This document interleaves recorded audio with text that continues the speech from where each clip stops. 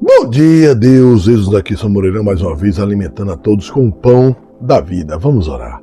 Espírito Santo de Deus, obrigado por entrar em nossa presença, por fazer essa aliança conosco, por permitir que estejamos próximos à arca, Pai, por estar nos vigiando a todo momento. É o que agradecemos ao Senhor. Fecha teus olhos, vou orar por você, Pai amado, Pai querido, cuida de todos nós, Pai. Protege-nos, nos ajuda a passar por esse dia mal. Obrigado por nos livrar dos mentirosos e de todo mal.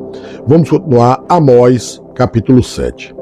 O Senhor Deus assim me fez, e eis que ele formava gafanhotos, no princípio do rebento da erva serôdia.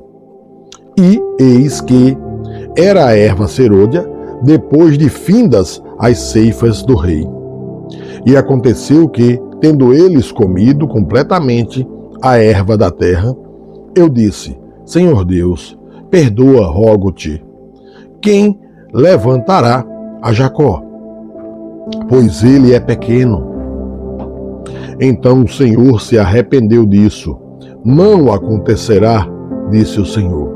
Assim me mostrou o Senhor Deus. Eis que o Senhor Deus chamava para contender com fogo. Este consumiu o grande abismo e também uma parte da terra. Então eu disse: Senhor Deus, cessa, eu te peço. Quem levantará a Jacó? Pois é pequeno. E o Senhor se arrependeu disso. Nem isso acontecerá, disse o Senhor Deus. Mostrou-me também assim, e eis que o Senhor estava sobre um mundo, levantado a prumo, e tinha um prumo na sua mão. E o Senhor me disse: Que vês tu, Amós? E eu disse: Um prumo. Então disse o Senhor: Eis que eu porei o prumo no meio do meu povo Israel. Nunca mais passarei por ele. Mas os altos de Isaque serão assolados e destruídos, os santuários de Israel, e levantar-me-ei com a espada contra a casa de Jeroboão.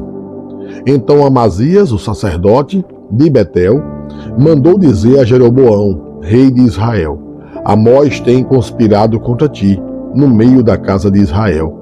A terra não poderá sofrer todas as suas palavras.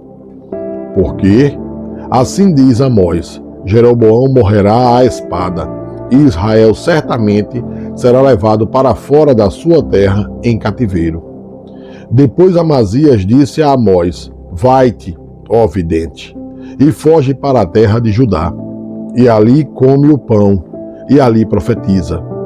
Mas em Betel, daqui por diante não profetizes mais, porque é o santuário do rei e casa real.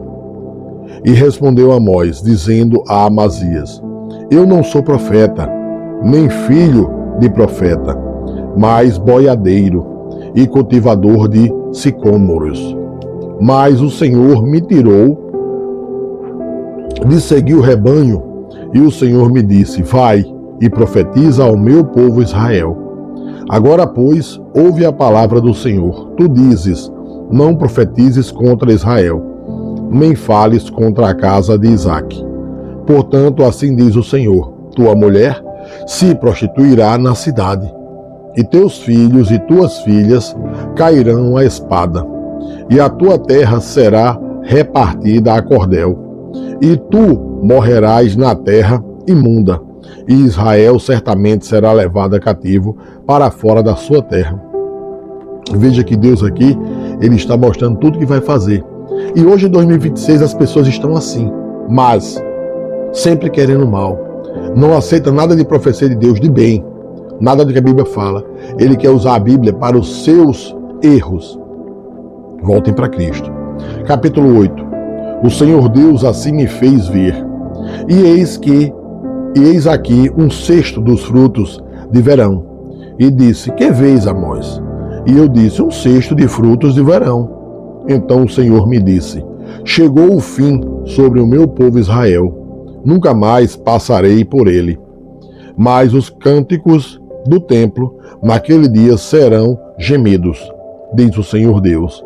Multiplicar-se-ão os cadáveres. Em todos os lugares serão lançados fora em silêncio. Ouve isto, vós que anelais o abastecimento do necessitado e destruís os miseráveis da terra. Em 2026 está assim, as pessoas estão contra os pobres, contra os trabalhadores, contra os necessitados. Só estão pensando em adquirir bens, dinheiro, poder, e cada vez as pessoas ficam mais pobres.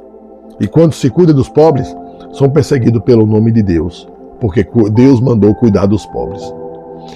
Dizendo, capítulo 8, versículo 5, dizendo quando passará a lua nova, para vendermos o grão, e o sábado para abrirmos os celeiros de trigo, diminuindo o efa, e aumentando o ciclo, e procedendo dolosamente com balanças enganosas, para comprarmos os pobres por dinheiro, e os necessitados por um par de sapatos, e para vendermos o refúgio do trigo.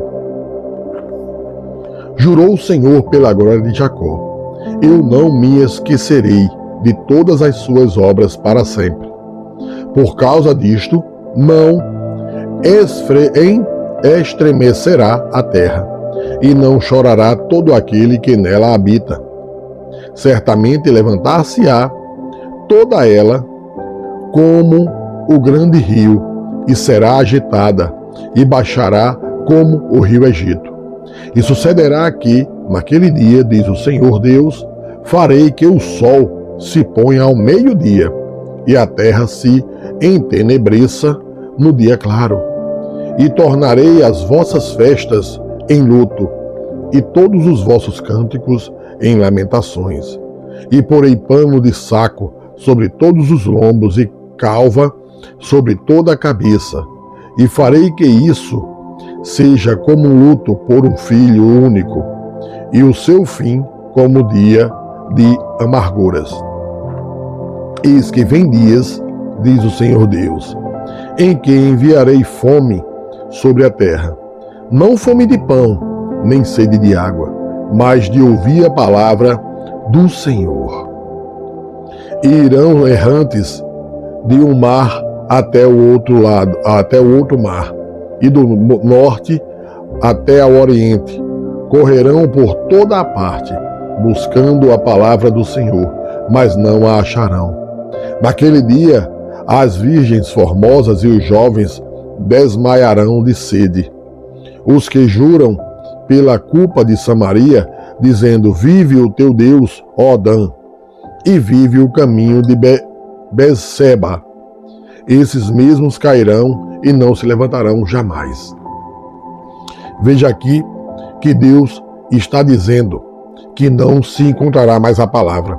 Já notou que hoje nas igrejas os pregadores trocaram a palavra de Deus por dinheiro, por poder, por apoios de homens?